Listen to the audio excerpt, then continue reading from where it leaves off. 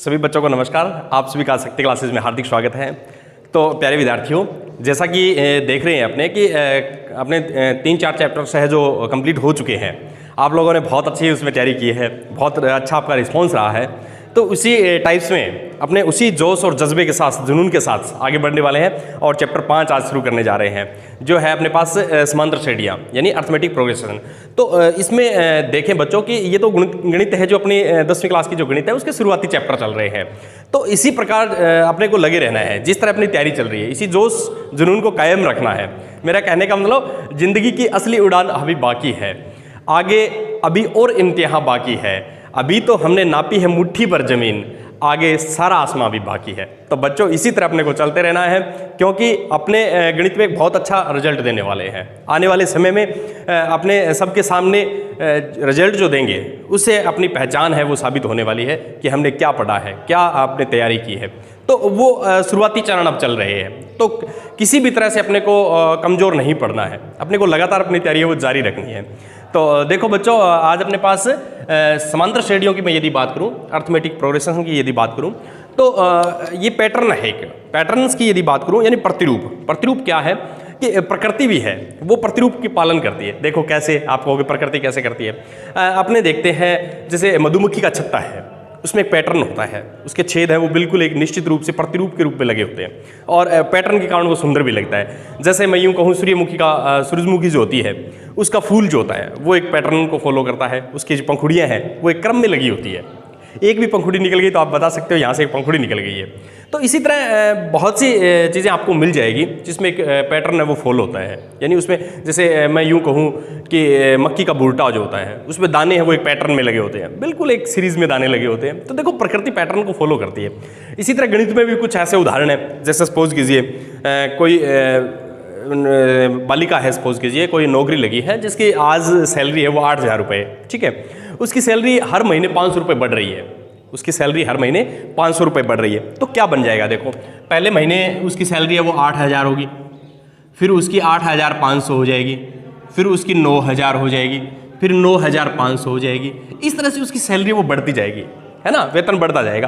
तो ये भी देखो एक पैटर्न बन गया है, एक पैटर्न फॉलो हो रहा है यहाँ पे। जैसे और भी अपने घरों में भी देखें कुछ पैटर्न्स होते हैं। जैसे सीढ़ी होती है घरों में, सपोज कीजिए ये कोई सीढ़ी है आपके पास घरों में, अपने जो सीढ़ियाँ होती हैं तो इसमें इस तरह से डंडे लगे होते हैं बच्चों, ठीक है। मान लीजिए ये डंडे लगे हुए हैं, तो मान लीजिए ये डंडा 40 सेंटीमीटर का है, ये डंडा बच्चों 38 सेंटीमीटर का है, ये 36 सेंटीमीटर का है, ये 34 सेंटीमीटर का है, ये 32 सेंटीमीटर का है, ये 30 सेंटीमीटर का है। तो अब आगे वाले डंडे आप बता सकते हो भी किस लंबाई के होंगे। तो ये भी देखो एक पैटर्न है, घरों में अपने पास जो सीढ़ी है उसमें डंडे लगे हैं। तो ये धीरे धीरे ऊपर से है वो संक्रिय होती जाती है, क्योंकि इसमें एक पैटर्न फॉलो हो रहा है। तो पैटर्न की खास बात ये है कि आगे वाले अपने आप बता सकते हैं। ये जो प्रत्येक इसका जो ये संख्या जो है वो इसका पद कहलाती है, टर्म्स जिसको बोलते हैं, ये टर्म्स है एक। तो प्रत्येक टर्म्स है ना वो एक पैटर्न को फॉलो करती है। जिस तरह से अब इसमें देखें तो ये बन गई मेरे पास इस तरह से 40, 38, 36, 34, 32, 30 इस तरह फॉलो कर रही है। तो ये भी अपने आप में एक प्रतिरूप है, ठीक है। अब अपने यदि देखें इस तरह के प्रतिरूप, गणित में बहुत से प्रतिरूप होते हैं। इन प्रतिरूप में अपने को क्यों पढ़ने हैं, ये प्रतिरूप कहाँ अपने को काम आएंगे। तो देखो बच्चों, दैनिक जीवन में बहुत सी ऐसे अपने समस्याएं आती है, ऐसे सवाल अपने सामने आते हैं जिसमें आगे के, अब जैसे मैं कह दूं कि इसका अगला डंडा अपने को खरीदना है, सपोज कीजिए एक डंडा और बढ़ाना है, तो वो कितने सेंटीमीटर का, तो आप बिल्कुल निश्चित रूप से बता पाएंगे यदि आपको पैटर्न का पता है। तो इस तरह से गणित में पैटर्न है वो अपने आप में एक बहुत ही महत्वपूर्ण स्थान रखते हैं। तो चलिए बच्चों, अपने ऐसे ही कुछ पैटर्न्स हैं उनको लेके चलेंगे, उनके बारे में पढ़ेंगे। तो बच्चों यदि मैं इन सूचियों को ध्यान से देखूं, संख्याओं के पैटर्न्स जो लिखे हैं इसमें यदि देखूं तो पहला जो पैटर्न्स है उसकी क्या खास बात है कि उसमें 1, 2, 3, 4 इस तरह चल रहा है। कहने का मतलब ये है कि इसमें यदि अंतर देखूं तो एक के डिफरेंस से ये बढ़ रही है ना। इसमें 1 में 1 जोड़ा 2 आ गया, 2 में 1 जोड़ा 3 आ गया, 3 में 1 जोड़ा 4 आ गया। इस तरह से आगे वाला पद भी आप बता सकते हैं। तो प्रत्येक सूची में देखो आप आगे वाला पद बता सकते हैं। कैसे, दूसरा आगे और देखिए इसकी क्या खास बात है। इसमें सोचो अगला पद क्या होगा। तो देखो 100 से हो गई 70, 100 से हो गई 70, 70 से हो गई 40, 40 से होगी 10। इसका मतलब 30 कम हो रही है, 30 कम हो रही है, 100 में से 30 कम हुई 70, 70 में से 30 कम हुई 40, 40 में से 30 कम होगी 10, अब 10 में से 30 कम हो जाएगी तो माइनस में 20 चली जाएगी। ठीक है, इस तरह से आप अगला पद बता सकते हैं। तो ये तो है 2 के अंतर से बढ़ रही है, ये 30 के अंतर से कम हो रही है, यानी 30 कम हो रही है, या यूं कहूं कि -30 जोड़ने पर अगली संख्या आ रही है। इसमें तो प्लस का 1 जोड़ने पर इसमें माइनस की संख्या जुड़ रही है। चलिए आगे बढ़ते हैं। इसमें देखो -3, -2, -1, 0, 0 के बाद क्या आएगा, अब आपको पता लग गया है क्या आएगा, क्योंकि अपने को पता है 1 आने वाला है। क्योंकि इसमें देखो ये अपने पास 1 के अंतर से बढ़ रही है, ये बढ़ती हुई है बच्चों। आपको हो सकता है इसमें माइनस में दिख रही है, घटती हुई दिखाई दे, पर ये संख्या -2, -3 से बड़ी है, -2, -3 से बड़ी है। क्यों? जैसे मैं इसको एक उदाहरण की सहायता से समझूं कि ये इसके 3 रुपये ऋण है, इसके 2 रुपये ऋण है, तो बताओ अच्छी पोजीशन में कौन है? 2 रुपये ऋण वाला है ना। यहाँ पर 0 सबसे बड़ा है, इसमें यहाँ 4 संख्याएं जो मैंने लिखी है उसमें 0 सबसे बड़ा है, कि उसके कोई ऋण नहीं है, इसके 1 रुपये ऋण है, 2 रुपये ऋण है। तो माइनस में मान यदि बड़ा है तो वो संख्या उतनी छोटी होती है। तो ये मेरा कहने का मतलब -3 से -2 हो गया, तो एक प्लस में हो गया इसमें, फिर ये एक और प्लस में हो गया, यहाँ 1 प्लस में हो गया, 0 में 1 प्लस और करेंगे तो 1 आएगा, फिर 2, 3, 4 इस तरह से चलेगी। तो ये कहने का मतलब 1 के प्लस में आगे बढ़ रही है। जैसे ये बढ़ रही थी, ये +1 आगे बढ़ रही है, ये -30 आगे बढ़ रही है, ये +1 से आगे बढ़ रही है। यदि मैं इसकी बात करूं बच्चों तो ये कम हो रही है धीरे धीरे। कैसे कम हो रही है कि माइनस का 1 था, माइनस का 1.5 हो गया, माइनस का 2, 2.5, माइनस का 3, माइनस का 3 कहने का मतलब ये अपने पास 0.5 से कम हो रही है, यानी 0.5 जिसको आधा कह सकते हैं, आधा करके कम हो रही है। तो इस तरह के कुछ एक पैटर्न्स हैं। ठीक है, ये सारे पैटर्न्स, इनकी क्या विशेषता है आपने सोचा? इस पैटर्न्स की ये विशेषता है बच्चों कि ये एक निश्चित संख्या जोड़ने पर, जैसे सपोज कीजिए मैं इसमें 1 जोड़ता जाऊंगा तो ये पैटर्न फॉलो होता जाएगा, सारा पैटर्न बन जाएगा। इसमें -30 जोड़ूंगा प्रत्येक पद में, या यूं बोलूं कि 30 घटाऊं, एक ही बात है। -30 जोड़ूं या 30 घटाऊं, दोनों एक ही बात है। यदि मैं इसमें यदि ये लगाऊंगा तो ये सारे पैटर्न फॉलो होगा, और इसमें यदि 1 जोड़ता जाऊंगा तो ये भी सारे पद आते जाएंगे। इसी तरह इसमें यदि मैं 0.5 जोड़ता जाऊंगा, 0.5 है वो घटाता जाऊंगा, ठीक है, तो मेरे पास ये आ जाएगा, ये माइनस में चल रही है। ठीक है, तो इस तरह के कुछ है, ये सारी की सारी सूचियां है वो समांतर श्रेणी कहलाती है। पता लग गया? अब आप ये सोचेंगे कि इनको समांतर श्रेणी कहने का आधार क्या है। तो बच्चों इनको समांतर श्रेणी कहने का ये आधार है कि इनमें प्रत्येक जो पद है, पहले पद को छोड़ के यदि बात करूं, प्रत्येक पद है वो अपने पिछले पद में से एक निश्चित संख्या जोड़ने पर प्राप्त होता है। ठीक है, तो ये अपने पास समांतर श्रेणी होती है। तो समांतर श्रेणी की परिभाषा बन गई कि समांतर श्रेणी में प्रत्येक जो पद है, अपने प्रथम पद को छोड़ के प्रत्येक पद है वो अपने पहले पद यानी पिछले पद में से एक निश्चित संख्या जोड़ने पर प्राप्त होता है, उसको अपने समांतर श्रेणी कहते हैं। अब देखो समांतर श्रेणी से अपने बहुत बड़ी बड़ी समस्याएं हल कर सकते हैं। कैसे? मान लीजिए अभी अपने सीडी का उदाहरण दिया था, उसके 3 स्टेप अपने को दिए हैं, या अपने को यूं कह दिया गया कि वो समांतर श्रेणी है, तो अपने उसमें 10वां स्टेप डायरेक्ट बता सकते हैं फिर तो, यदि अपने को समांतर श्रेणी आती है तो ऐसे करके अपने समांतर श्रेणी की सहायता से सारे पद न जानते हुए डायरेक्ट जिस पद को जानना है वो ज्ञात कर सकते हैं। तो देखो समांतर श्रेणी, तो आज बच्चों अपने सिर्फ इतना सीखना है कि समांतर श्रेणी क्या है, उसकी पहचान क्या है। क्योंकि देखो बच्चों, जब तक अपने समांतर श्रेणी को पहचान नहीं पाएंगे, समांतर श्रेणी की पहचान अपने ढंग से नहीं कर पाएंगे, तो अपने उसके बारे में कैसे कह सकते हैं कि इसका 10वां पद क्या होगा, समांतर श्रेणी के क्या गुण होते हैं। तो उन गुण को पढ़ने के लिए, उन गुणों को पढ़ने के लिए अपने को पहले समांतर श्रेणी का ज्ञान होना चाहिए। तो चलिए बच्चों अपने समांतर श्रेणी को थोड़ा विस्तार से देखते हैं कि समांतर श्रेणी क्या होती है। अब देखो बच्चों, यदि मैं समांतर श्रेणी की परिभाषा यानी अर्थमेटिक प्रोग्रेशन की परिभाषा की बात यदि करूं, तो एक समांतर श्रेणी संख्याओं की एक सूची है, यानी संख्याओं का एक पैटर्न है, जिसमें क्या होता है, प्रत्येक पद पहले पद को छोड़ के, पहला पद है वो कैसे भी आ सकता है, वहां से तो शुरुआत होती है बच्चों। ठीक है, जैसे कोई सीडी है, उसमें पहला जो आप पार्ट्स लगा रहे हो सीडी में, वो तो आप कैसे भी लगा सकते हो, उसके बाद जो लगाएंगे उसमें पैटर्न फॉलो होगा। ठीक है, तो अपने पद में एक निश्चित संख्या जोड़ने पर, ये देखो ये बात इंपॉर्टेंट बात है, एक निश्चित संख्या जोड़ने पर। जैसे सपोज कीजिए मैं यूं लिख रहा हूं कि ये है 3, 5, 7, 9, 11, ये जो है ये एक समांतर श्रेणी है बच्चों, ये एक समांतर श्रेणी। कैसे समांतर श्रेणी है कि एक निश्चित संख्या जोड़ने पर आगे चल रही है। 3 में मैंने क्या जोड़ा, 2, 5, 5 में मैंने क्या जोड़ा, 7, 7 में क्या जोड़ा, 9, 9 में क्या जोड़ा, 11, तो एक निश्चित संख्या आ रही है 2 यहां पर, तो ये समांतर श्रेणी है बच्चों। बिल्कुल, एक और उदाहरण आप देखिए, जैसे मैं यूं कहूं आपको कि मान लीजिए मेरे पास है 7 माइनस का, माइनस के 9, माइनस के 11, माइनस के 13। इसमें देखो बच्चों, इसमें आप क्या जोड़ रहे हैं, -7 में -2 जोड़ रहे हैं आप, -7 में -2 जोड़ेंगे तो -9 आएगा, -9 में फिर आप -2 और जोड़ देंगे तो माइनस के 11 आ जाएगा, -11 में फिर आप माइनस के 2 जोड़ रहे हैं तो माइनस के 13। तो यहां पर कहने का मतलब माइनस का 2 जुड़ रहा है, या आप यूं कहें कि इसमें 2 से ये कम हो रही है, तो या तो इसको यूं बोल सकते हैं कि 2 से कम हो रही है, या फिर जोड़ की बात है तो -2 जुड़ रहा है। जैसे सपोज कीजिए मैं यूं लिख रहा हूं आपके पास 100, 98, 96, 94। इसमें बताओ बच्चों कितना जोड़ रहा हूं मैं, क्योंकि मैंने लिखा है कि एक निश्चित संख्या जोड़ने पर, तो इसमें देखो 2 का घटाव हो रहा है, 2 का घटाव है, तो आप इसमें यूं कह सकते हैं कि इसमें -2 जोड़ा जा रहा है, इसमें -2 जोड़ा जा रहा है, तो ये एक समांतर श्रेणी है बच्चों। तो चलिए बच्चों, बहुत ही एक रुचिकर क्वेश्चन है आपके सामने, बताइए ये समांतर श्रेणी है या नहीं है, बताओ आपकी क्या राय होनी चाहिए इसके बारे में। 3 3 3 3 ये एक समांतर श्रेणी है या नहीं है, तो आपको क्या लग रहा है, समांतर श्रेणी है या नहीं है? तो बच्चों इसको ध्यान से देखो, अब इसमें कितना का डिफरेंस है, 0 0 का डिफरेंस है। 3 में 0 जोड़ा 3 आ गया, 3 में फिर 0 जोड़ा 3 आया, 3 में 0 जोड़ा 3 आया, तो इसमें 0 जोड़ रहे हैं बच्चों, ये समांतर श्रेणी है, इसमें 0 जोड़ रहे हैं, ये समांतर श्रेणी है। तो मुख्य बात यही है कि एक निश्चित संख्या को जोड़ने पर ये प्राप्त होता है अगला पद, तो वो निश्चित संख्या है वो सार्वंतर कहलाती है। यानी आपको यदि कोई पूछे कि सार्वंतर क्या है, तो ये जो निश्चित संख्या इसमें जोड़ रहे हैं प्रत्येक पद में, एक निश्चित संख्या जोड़ने पर अगला पद आ रहा है, तो वो निश्चित संख्या ही सार्वंतर है। तो इसका यदि सार्वंतर मैं देखूं बच्चों, सार्वंतर को डी से लिखते हैं, स्मॉल डी से। यदि मैं सार्वंतर की बात करूं बच्चों, तो इसका सार्वंतर है वो 2 है, इसमें सार्वंतर 2, क्योंकि निश्चित संख्या इसमें 2 है, 2 जोड़ते हुए आगे बढ़ रहे हैं। इसके सार्वंतर की यदि बात करूं मैं, तो -2 है इसका सार्वंतर, क्योंकि -2 जोड़ के आगे बढ़ रहे हैं। इसके सार्वंतर की बात करूं तो भी इसका भी -2 है, और इसके यदि सार्वंतर की बात करूं तो बच्चों इसका सार्वंतर 0 है, इसमें सार्वंतर 0 है। तो देखो सार्वंतर एक निश्चित संख्या है वो सार्वंतर होती है। अब सार्वंतर यानी डी के बारे में यदि आप कहें, तो डी है वो धनात्मक भी हो सकता है, ऋणात्मक भी हो सकता है, और शून्य भी हो सकता है, ये बात भी ध्यान रखनी है।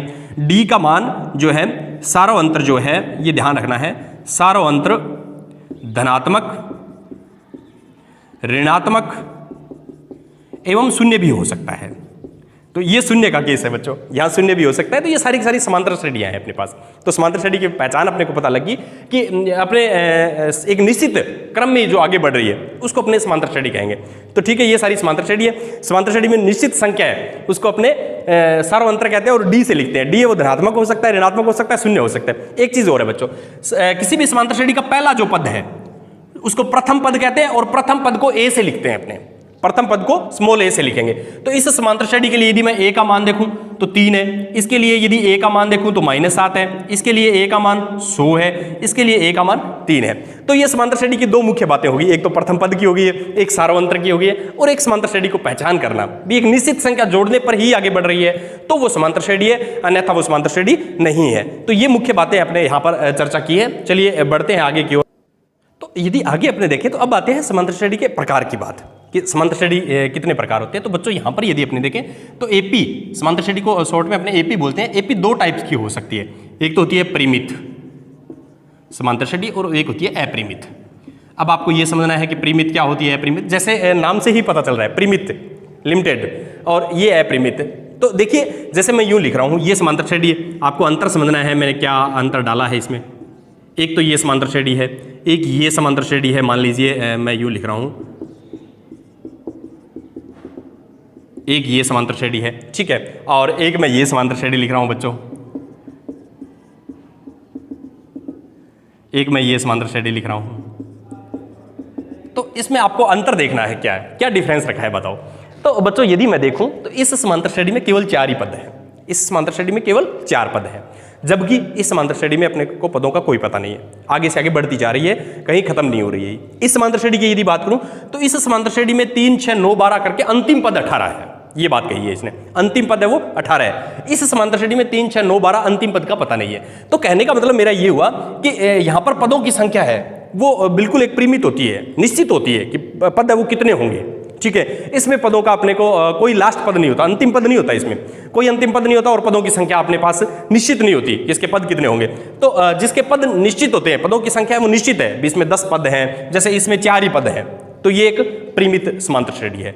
इसमें मेरे को ये पता लग गया, जैसे अपने देखे 3 के पहाड़े से इसमें 6 पद हैं, अंतिम 18 आ गया, बीच के नहीं दिया तो अंतिम 18 आ गया, तो अपने को पता लगा 6 पद है। या यूं कहें कि 18 के बाद ये खत्म है, तो कहीं ना कहीं पद इसमें निश्चित है, तो ये परिमित है। इसमें यदि देखें तो पदों की संख्या है वो निश्चित नहीं है दोनों श्रेणियों में, तो वो अपरिमित है। तो परिमित और अपरिमित में यही डिफरेंस है कि परिमित समांतर श्रेणी होती है, उसमें अंतिम पद होता है, या यूं कहूं कि पदों की संख्या वो निश्चित होती है, जबकि अपरिमित समांतर श्रेणी है उसमें पदों की संख्या निश्चित नहीं होती और अंतिम पद नहीं होता। जिसके अंतिम पद की अपने चर्चा वो नहीं कर सकते, वो अपरिमित समांतर श्रेणी है। तो इस तरह से मुख्यतः समांतर श्रेणी के 2 टाइप्स हैं।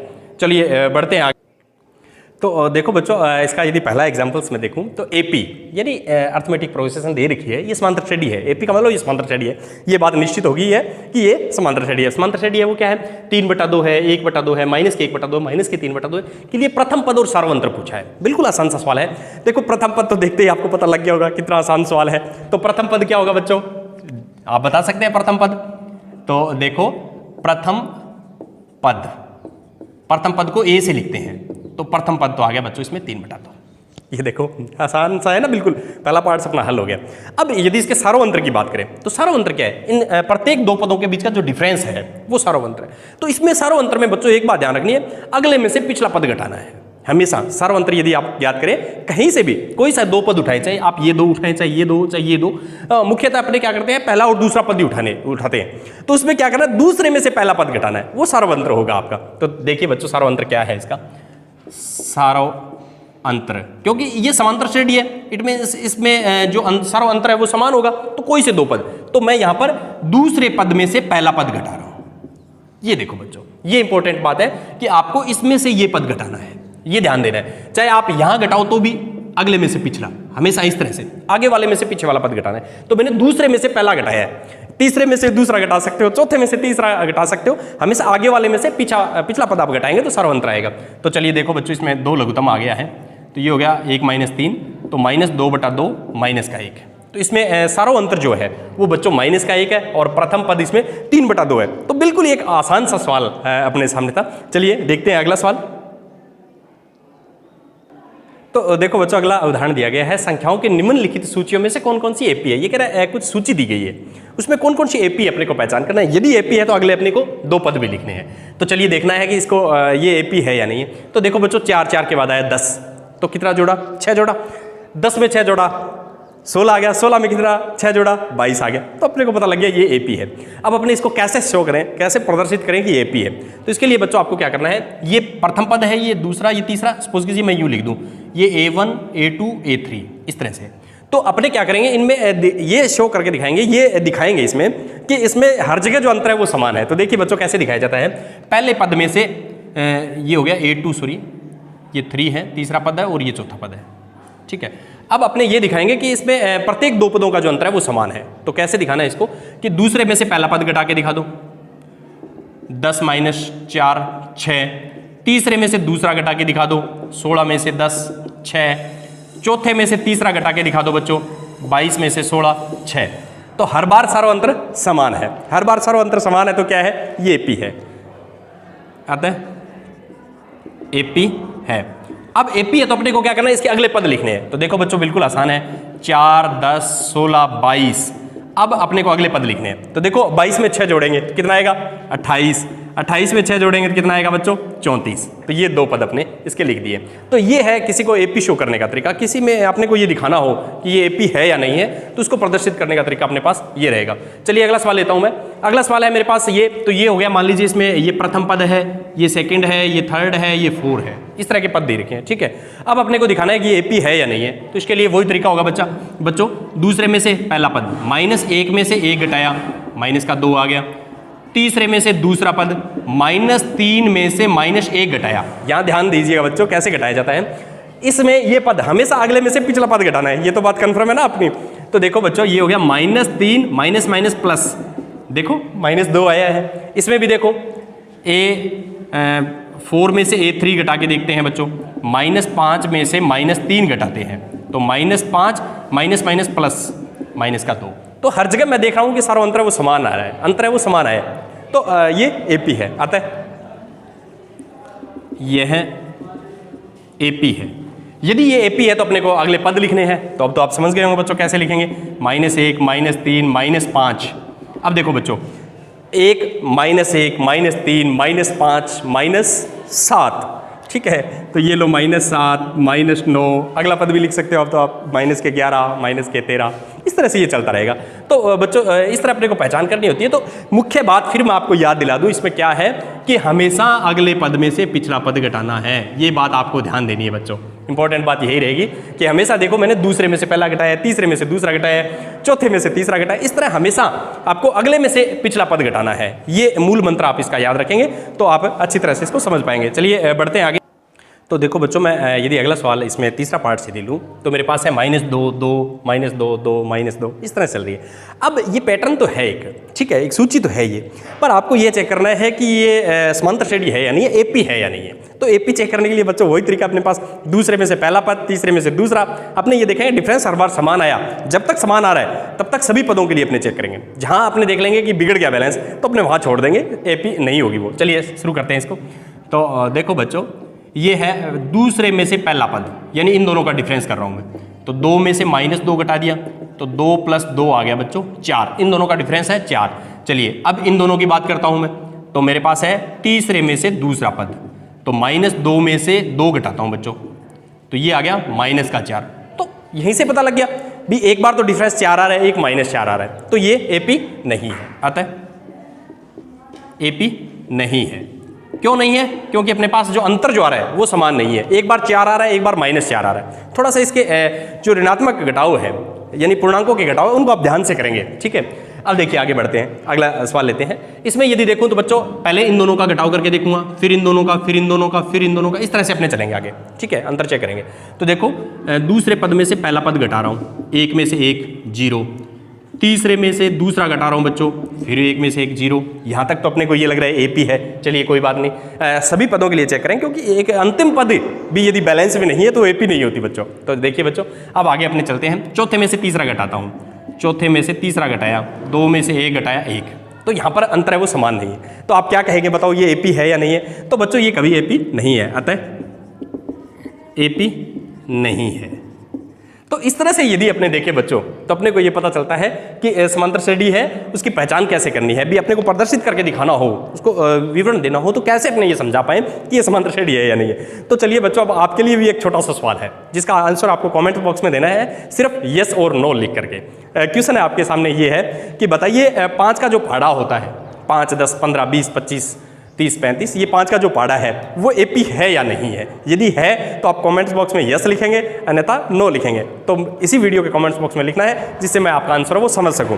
तो मेरा विश्वास है आपको ये चैप्टर बहुत अच्छी तरह से समझ में आया है और आपने इसको देखते हुए 5.1 के जो सवाल है वो भी अपने करने का प्रयास करेंगे। बिल्कुल आसान सवाल है, आप उनको करने का प्रयास कीजिए और अपने मिलते हैं अगले वीडियो में। तब तक के लिए धन्यवाद।